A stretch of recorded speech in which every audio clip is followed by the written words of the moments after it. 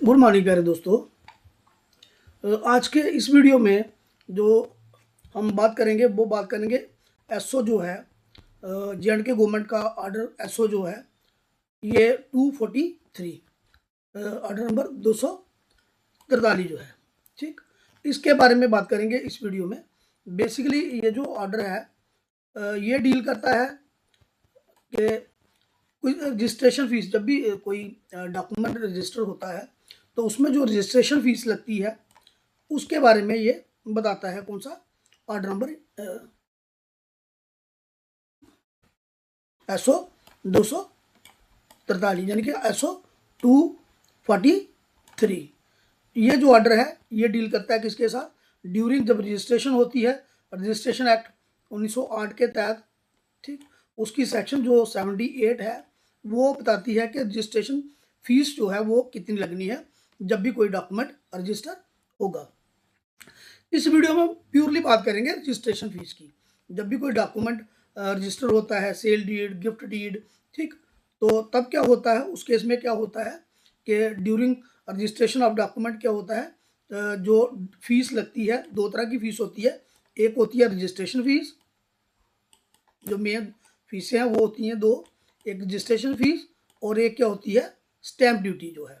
ठीक, plus stamp duty. तो हम इस वीडियो में बात करेंगे सिर्फ किसके बारे में, इस डॉक्यूमेंट में कितनी रजिस्ट्रेशन फीस लगती है। तो ये है और जो एसओ है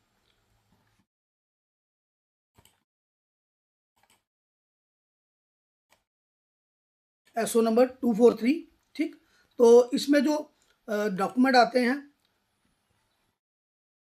जैसे सेल डीड, एक्सचेंज डीड और मॉर्गेज, ये पहली कैटेगरी 1, इसमें 1.2% लगती है। गिफ्ट डीड या सेटलमेंट डीड में 0.5% लगती है। ठीक, और इसमें कंडीशन ये है, गिफ्ट डीड या सेटलमेंट डीड जो है इसमें क्या है 0.5% लगती है और मिनिमम अमाउंट 1000 रुपया होनी चाहिए और मैक्सिमम 10,000 होनी चाहिए। ठीक, मिनिमम जो 5% लगेगी, लेकिन अगर 0.5% लगेगी और अगर 1000 से कम बन रही है, वो 1000 से क्या बन रही है, कम बन रही है 0.5%, तो 1000 रुपया लगेगी। अगर वो 10,000 से ज़्यादा है तो 10,000 लगेगी, यानी कि 1,000 और 10,000 के बीच लगेगी रजिस्ट्रेशन फीस। इसी तरह agreement of sale cum power of attorney जो है, ये इनके लिए भी 0.5% लगेगी, लेकिन यहाँ पे मिनिमम 2,000 होगा और मैक्सिमम क्या होगा 20,000 होगा। लीज या लाइसेंस के लिए 0.1% लगेगी। ठीक, टाइटल डीड्स जो है इनके लिए कितनी लगेगी, इनके लिए भी 0.1% लगेगी। और इसमें क्या है मैक्सिमम, इसमें कितना रहेगा 10,000 रहेगा, 10,000 रहेगा। ठीक, रिलीज डीड होगी अगर उस केस में 1000 रुपया लगेगी, 1000 रुपीज़ लगेगी। कैटेगरी थर्ड के जो डॉक्यूमेंट है जैसे agreement relating to pawn, pledge, ये चीज़ें कुछ समझने वाली हैं। पॉन क्या होता है, प्लेज क्या होता है, हाइपोथेटिकेशन क्या होता है। ठीक, तो इसको हम आगे वीडियो में इसको डिस्कस करेंगे स्टेप बाय स्टेप। तो फिलहाल पॉन प्लेज जो है इसके लिए कितनी लगती है फीस जो है, रजिस्ट्रेशन फीस जो है 0.5% लगेगी किसकी, जो वैल्यू होगी। तो सब्जेक्ट टू यहाँ पे भी 1000 रुपया मिनिमम और 5,000 क्या है मैक्सिमम। 1000 क्या है मिनिमम और मैक्सिमम कितना है 5,000। ऐसे ही power of attorney for consideration, जहाँ पावर ऑफ अटॉर्नी यहाँ पे क्या होगी, किसकी होगी, होगी सेल के लिए होगी, तो वहाँ पे कितनी लगेगी 0.5% लगेगी 1000 और मैक्सिमम कितनी लगेगी 20,000 तक लग सकती है registration fees. Deed of partition, partition का ऑर्डर हुआ हो या फरगती हो, उस केस में 1000 रुपया लगेगी। ठीक, उसके बाद ये भी समझने वाली बात है डीड ऑफ पार्टीशन क्या है और पार्टीशन अवार्ड डायरेक्टिंग पार्टीशन क्या है, ये भी हम आगे वीडियो में देखेंगे, इसको स्टेप बाय स्टेप पढ़ेंगे। रिएक्टिफिकेशन और रेक्टिफिकेशन जहाँ कैंसलेशन ऑफ एनी डीड, अब जो कैंसलेशन ऑफ एनी डीड है तो यहाँ पे क्या है रेवोकेशन हो गया हुआ है, जो कैंसलेशन ऑफ डीड है ये ख़त्म हो गया वर्ड, अब यहाँ पे क्या है रेवोकेशन ऑफ डीड हो गया है। तो इसके लिए लगेगी 2,500 रुपये फीस, कितनी लगेगी 2,500 fees. Special of power attorney कोई ऐसी जहाँ पे सेल की पावर ना देनी हो तो वहाँ पे कितनी लगेगी 1000 रुपया लगेगी। कितनी लगेगी? 1000 रुपीज़ लगेगी रजिस्ट्रेशन फीस। बिल हो, अगर किसी ने adopt bill and authority to adopt, अगर किसी ने किसी को वसीयत देनी है तो उसके लिए कितनी लगेगी? 2500 लगेगी। ठीक, ये चीज़ें हैं इस वीडियो में, इन चीज़ों के ऊपर पड़ेगी। मेन चीज़ें यही तक थी। इसके नीचे ये जो बिल तक था, तो यहाँ तक ही मेन है, बाकी डॉक्यूमेंट बड़े कम रजिस्टर होते हैं, तो यहाँ तक समझने की ज़रूरत है कि किस में कितनी फी लगती है। तो आइए करते हैं शुरू इस वीडियो को, स्टेप बाय स्टेप देखते हैं कौन सी फीस कहाँ पे क्या लगती है। तो अगर हम बात करें कैटेगरी 1 के वीडियो मतलब जो है डॉक्यूमेंट हैं, तो कैटेगरी 1 के जो डॉक्यूमेंट हैं,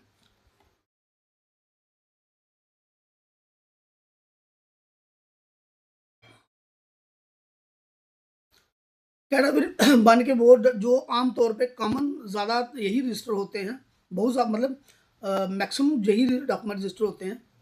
नंबर 1 है सेल, जहाँ पे क्या होता है? खरीद फरोख्त होती है, सेल परचेज। सेल हो जहाँ एक्सचेंज हो, जहाँ कोई मॉर्गेज हो, किसी ने लोन लेना हो, ठीक है, कोई अगर ज़मीन बेच रहा हो, तो जहाँ कोई आपस में तबादला कर रहा हो, जहाँ कोई मॉर्गेज हो रही हो, तो उस केस में कितने परसेंट लगती है? 1.2% क्या लगती है? रजिस्ट्रेशन फीस लगती है। याद रखिएगा, इस वीडियो में मैं खाली बात कर रहा हूँ रजिस्ट्रेशन फीस की। ठीक, तो स्टैंप ड्यूटी रेट इससे अलग लगेगा जो भी होगा। अब 1.2% का मतलब क्या हुआ? मान लो किसी गांव की जो स्टैंप ड्यूटी रेट है वहां पे है 10 लाख पर कनाल, 10 लाख पर कनाल, मतलब 10 लाख रुपया उस गांव में स्टैंप ड्यूटी रेट है, जो सरकारी रेट नोटिस हुआ, वो जो ईयर बाई ईयर होता है। तो जैसे हम आज इस टाइम की बात करें तो 2026 चल रहा है, तो इस पर मान लो 2026 में किसी गांव विलेज जो है ए जो है, उसकी विलेज ए की जो स्टैंप ड्यूटी रेट पर कनाल के हिसाब से है वो है 10 लाख रुपीज़। तो अगर इसका 1.2% निकालेंगे हम, किसका? 10 लाख रुपीज़ का। ठीक, तो क्या करेंगे? 1.2% ऑफ किसका निकालेंगे? 10 लाख का।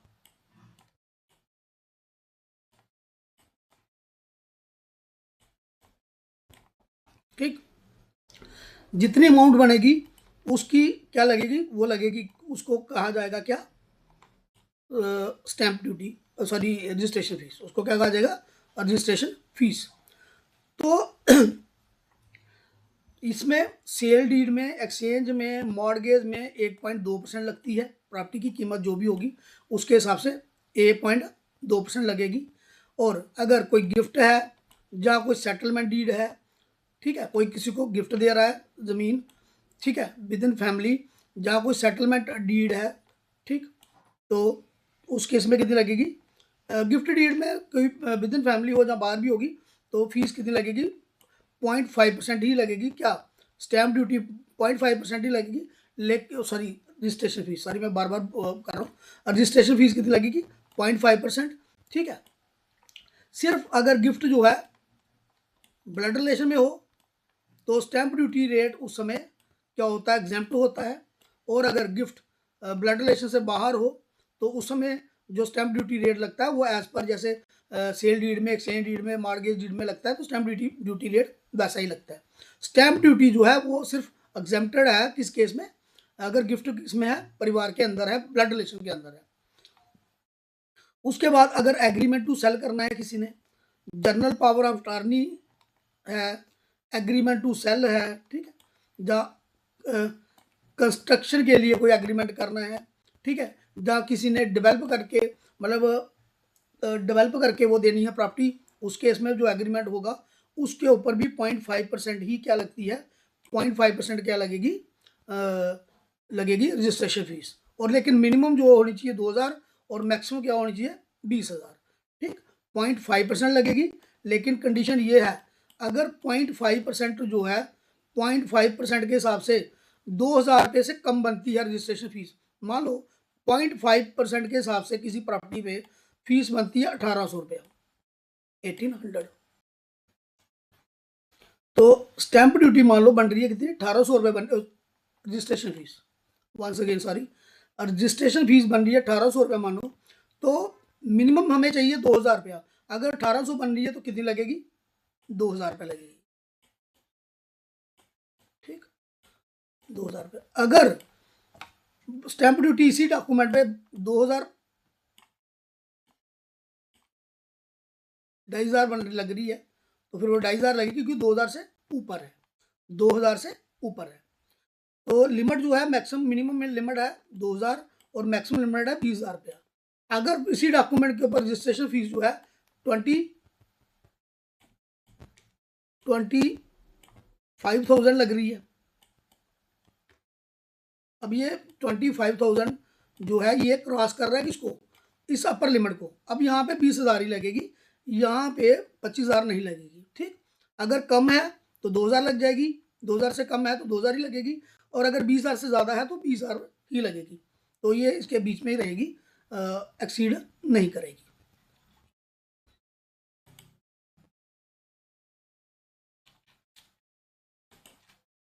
ठीक, शॉर्ट में इसको थोड़ा सा एक बार फिर समझ लेते हैं।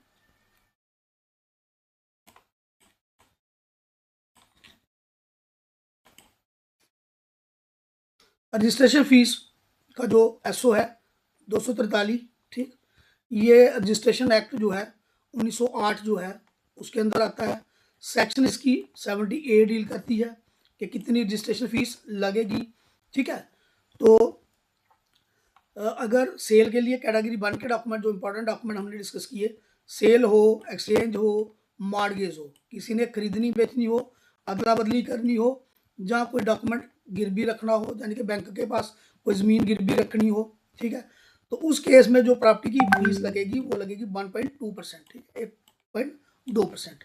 गिफ्ट डीड, जहाँ सेटलमेंट आपस में फैमिली सेटलमेंट करनी हो उसमें 0.5% लगेगी, और मिनिमम होगी 1,000 रुपया, मैक्सिमम होगी 10,000 रुपये, ठीक। उसके बाद एग्रीमेंट टू सेल, जहाँ कोई चीज़ बनाने के लिए, डेवलप करने के लिए, उन चीज़ों के लिए कितने % लगेगी, 0.5% लगेगी। मिनिमम कितनी है, 2,000 है, और मैक्सिमम कितनी है, 20,000। कम से कम होगी तो 2,000 लगेगी, ज़्यादा होगी तो उस केस में कितनी लगेगी, उस केस में लगेगी 20,000। यानी कि 2,000 लग सकती है जहाँ 20,000 लग सकती है। तो उस केस में, किस केस में, जब हम बात कर रहे हो किसके बारे में, इसके बारे में, गिफ्ट वगैरह के बारे में, सॉरी, एग्रीमेंट के बारे में, एग्रीमेंट टू सेल वगैरह के बारे में। तो यहाँ तक ठीक है। नेक्स्ट हम देखेंगे कैटेगरी 2 के जो डॉक्यूमेंट्स हैं, उसमें आपका आएगा लीज डीड आ जाएगी, ठीक। लीज डीड जो है, लीज जो है, लीज के लिए जो फीस लगती है वो लगती है 0.1%। कितनी लगती है, 0.1%। टाइटल डीड के लिए, अगर किसी का टाइटल डीड है तो उसमें भी 0.1% लगेगी, और मैक्सिमम उसमें कितनी लगेगी, 10,000 लगेगी, ठीक। तो टाइटल डीड अगर लीज कराना है उसके लिए 1,000 रुपये लगेगी, ठीक। ये पार्ट 2 का डॉक्यूमेंट है। इसमें हम सबसे पहले देखेंगे कि लीज क्या होती है। इंपॉर्टेंट यहाँ पे ये है लीज वाला जो है, ठीक, लीज। इसमें हम देखेंगे कि लीज होती क्या है, ठीक। एक बार इसको दोबारा देख लेते हैं।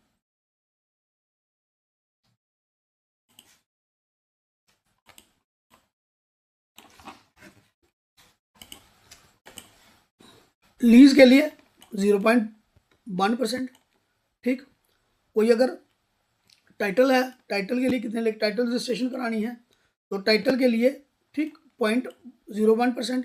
और टाइटल अगर लीज करना है, लीज के लिए कितने % है, उसके लिए 1,000 रुपया लगेगी होली सोली। तो इसमें इंपॉर्टेंट चीज़ है देखने वाली कि लीज क्या होती है।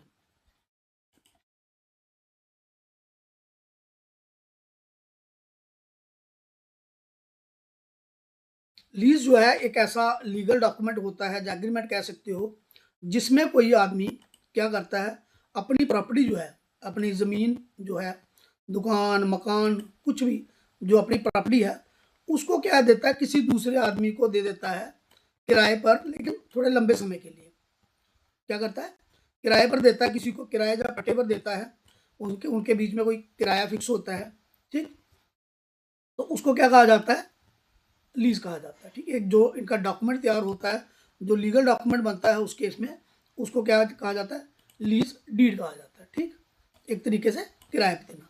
मानो कि एग्जाम्पल के लिए जैसे मैंने यहाँ लिखा है, अगर आप देख पा रहे होंगे, तो राम ने अपनी दुकान क्या कर दी, किसी आदमी को शाम को, ये बचपन से हम यही एग्जाम्पल देते हैं, राम और शाम, स्कूल में भी यही चलता था, तो अब यहाँ पे भी यही चल रहा है। तो राम ने अपनी दुकान किसको दे दी, शाम को दे दी, कितने साल के लिए, 5 साल के लिए, और जो उनके बीच में महीने का किराया है वो क्या है, 20,000 रुपये। ठीक, कितना है, 20,000 रुपये। दोनों के बीच में एक लीगल डॉक्यूमेंट तैयार होगा, वो जो लीगल डॉक्यूमेंट होगा उसको कहा जाएगा क्या, लीज डीड। क्या कहा जाएगा उसको, लीज डीड।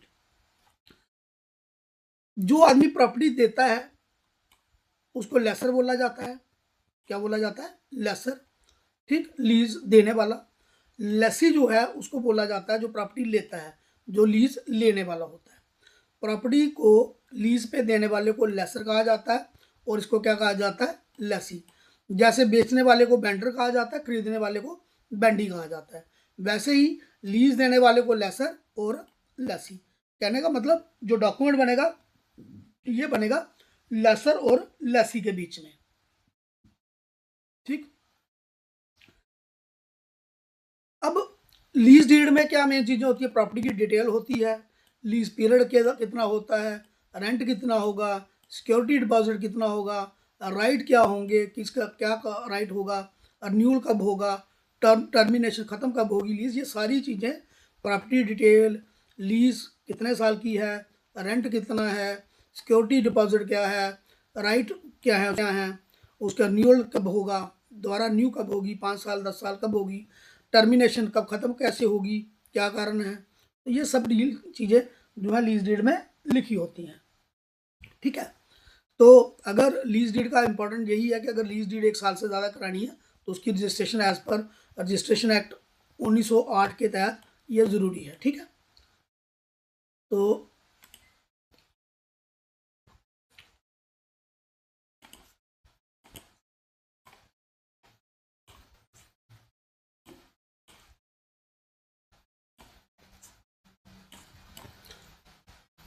ये मैंने जहाँ पे मेंशन किया हुआ है कि लीज डीड क्या होती है। ठीक, यहाँ से अगर आप देख पा रहे होंगे तो इसको भी थोड़ा रिवाइज करने के लिए आसान हो जाएगा ये।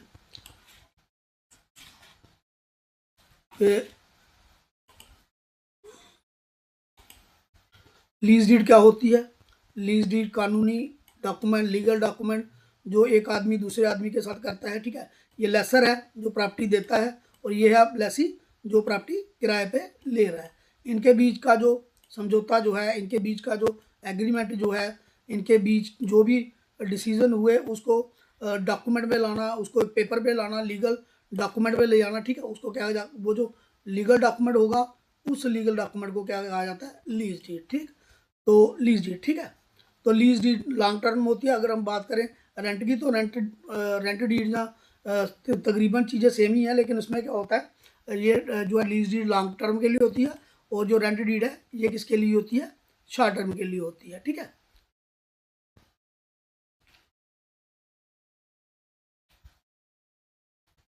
तो मेन था हमारा यहाँ पे जो लीज डीड का वो डिस्कस करना कि जो उसमें लगती है रजिस्ट्रेशन फीस वो कितनी लगती है, 0.1% लगती है लीज डीड में।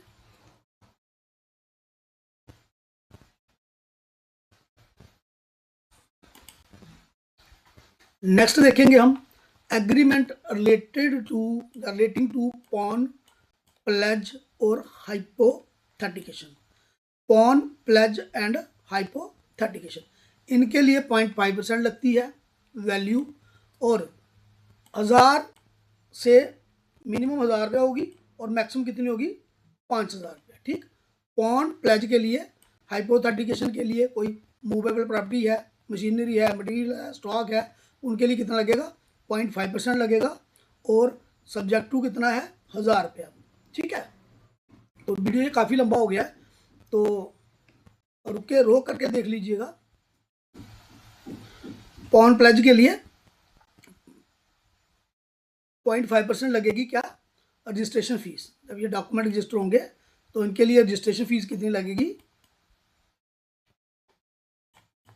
0.5% लगेगी। ठीक है, तो अब देखेंगे हम बेसिकली पॉन प्लेज, ये समझने वाली चीज़ें हैं दो तीन। पॉन क्या होता है, प्लेज क्या होता है, एक ही चीज़ है तकरीबन ये। तो देखते हैं इसके बारे में थोड़ा सा, पॉन प्लेज क्या होता है।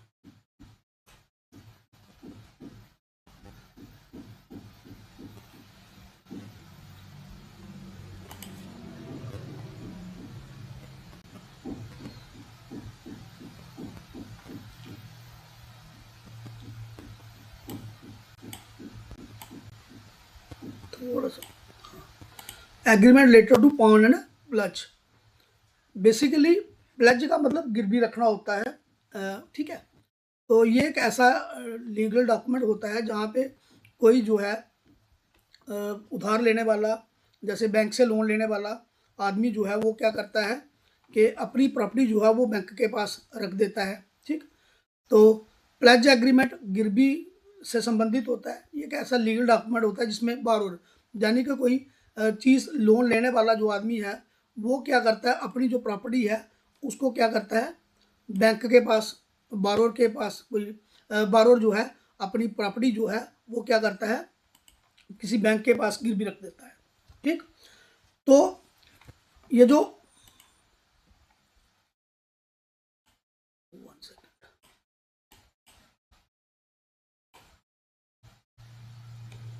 यहाँ पे, ठीक है,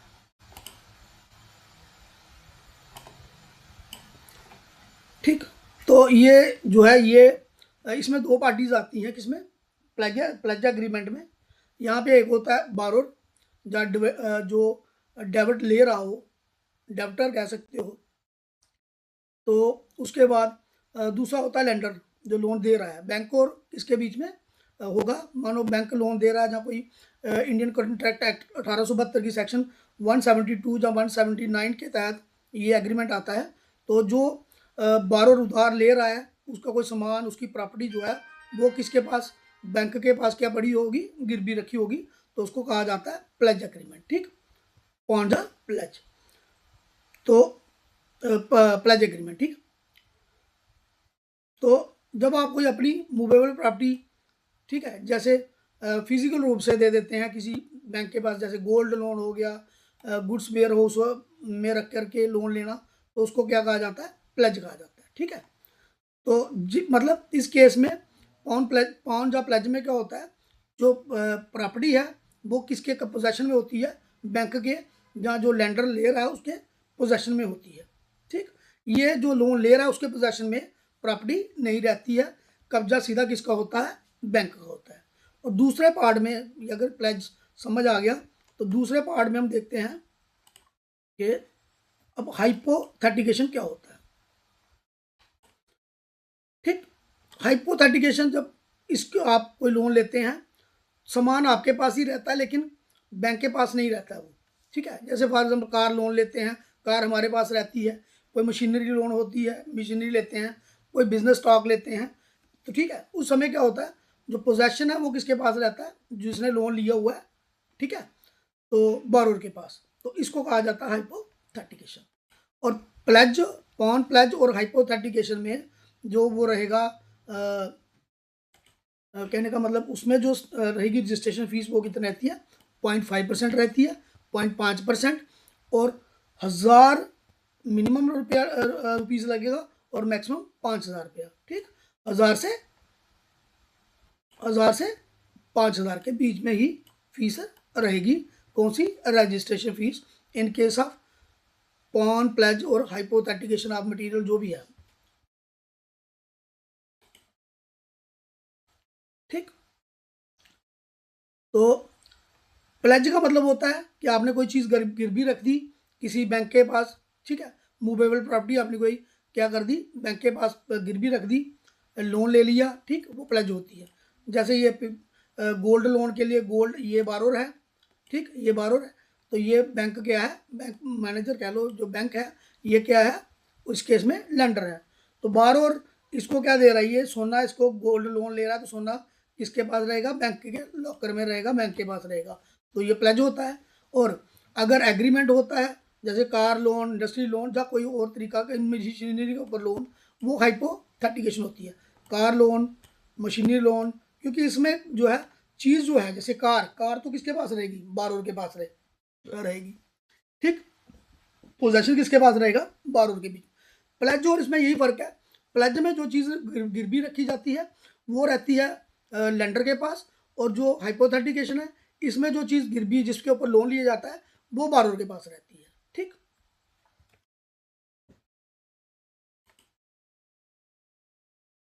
next is,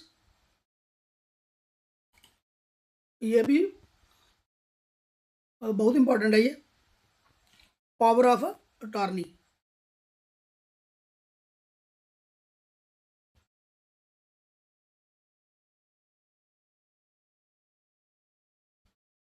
power of attorney, इसको थोड़ा नीचे कर लेते हैं समझने के लिए।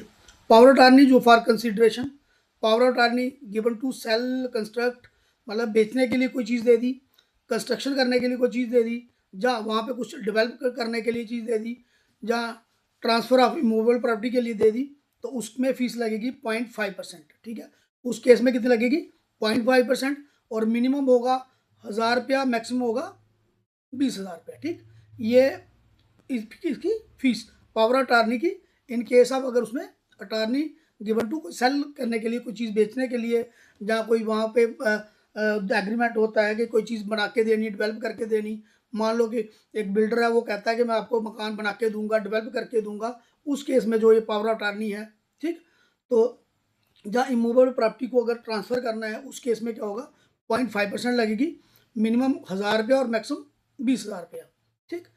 तो फीस ये याद रखना कितने लगेगी, 0.5% लगेगी, मिनिमम कितना होगा, मिनिमम 1000 और मैक्सिमम 20,000, ठीक। तो अब देखते हैं ये पावर ऑफ अटॉर्नी, कंसिडरेशन वगैरह ये क्या है। Power of attorney, consideration and property transfer, ये दो तरह की पावर होती हैं। पहली बात हम करें power of attorney of consideration, जब कोई आदमी किसी को अपनी ज़मीन जो है ये पैसे लेके कंसिडरेशन करके ही दे देता है, ठीक है, तो उसको कहा जाता है power of attorney of for consideration, ठीक। कि वो दे ही देता है उसको, प्रॉपर्टी टोटल राइट ट्रांसफ़र कर देता है, ठीक। तो उसको, इसको कहा जाता है power of attorney of consideration. अगर किसी ने पावर ऑफ अटॉर्नी दे दी सेल करने के लिए, कंस्ट्रक्ट करने के लिए, डेवलप करने के लिए, तो वो आदमी जो पावर ऑफ अटॉर्नी ले रहा है वो उस ज़मीन को क्या कर सकता है, इस ऐसी पावर ऑफ अटॉर्नी को क्या कर सकता है, बेच सकता है ज़मीन को, वहाँ पे क्या बना सकता है, मकान बना सकता है, ठीक है, ज़मीन को डेवलप कर सकता है, ठीक। ये है power of attorney for of consideration and property transfer के लिए जो पावर ऑफ होती है, पावर ऑफ अटॉर्नी होती है, ठीक। तो इसकी फीस जो है 0.5% रहती है। उसके बाद नेक्स्ट है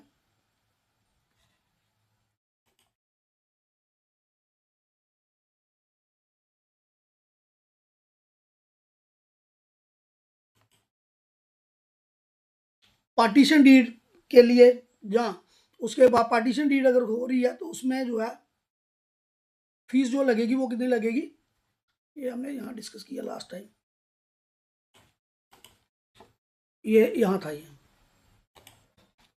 जस्ट ए सेकंड,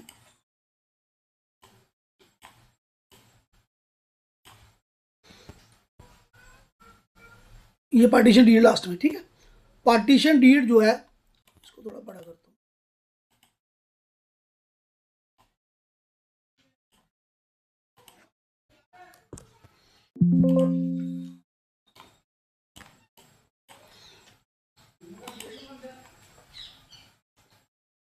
ये डीड ऑफ पार्टीशन, ठीक है। पार्टीशन डीड या अवार्ड डायरेक्टिंग पार्टीशन या फॉर गति, इनके लिए फीस कितनी लगती है, 1000 रुपया लगती है, 1000 लगती है, ठीक है। तो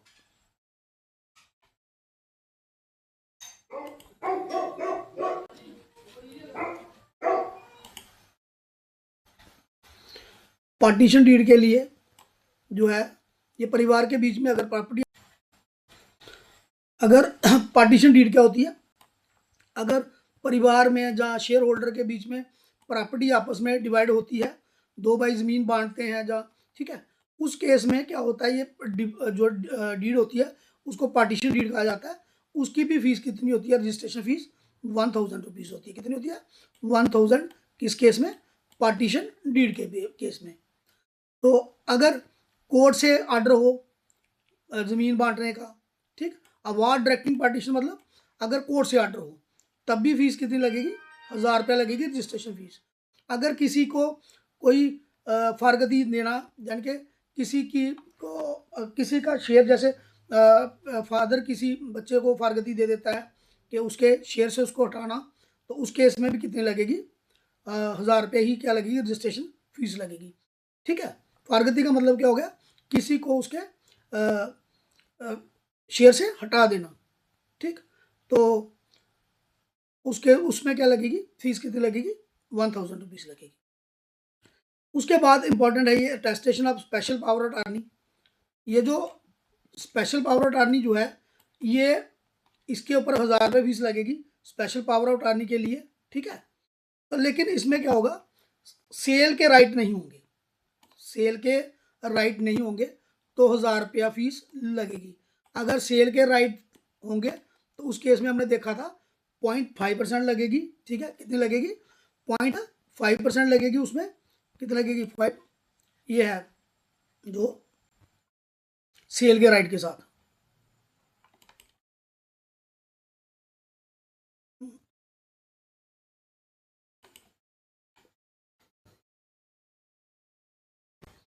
यहाँ से हमने हटा दिया था, ये रही, यहीं पे देख लेते हैं।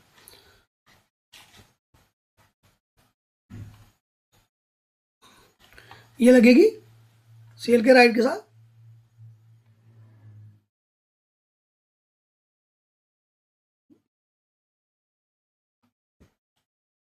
ये कंसिडरेशन वाली 0.5% और मिनिमम कितना? 1000 से 20,000 के बीच में। ठीक, 1000 से 20,000 के बीच में, 20,000 के बीच में 0.5% लगेगा और मिनिमम 1000 रुपया और मैक्सिमम कितनी लगेगी? 20,000 लगेगी। तो ये था इस वीडियो में कि किन किन डॉक्यूमेंट के ऊपर कौन कौन सी फीस, कितनी कितनी रजिस्ट्रेशन फीस लगती है। तो कोशिश मैंने काफ़ी की है कि इस वीडियो में आपको समझ आ जाए। ठीक है, तो अगर आपको अच्छा लगा होगा ये मेरा वीडियो तो काइंडली लाइक शेयर सब्सक्राइब ज़रूर करिएगा। तो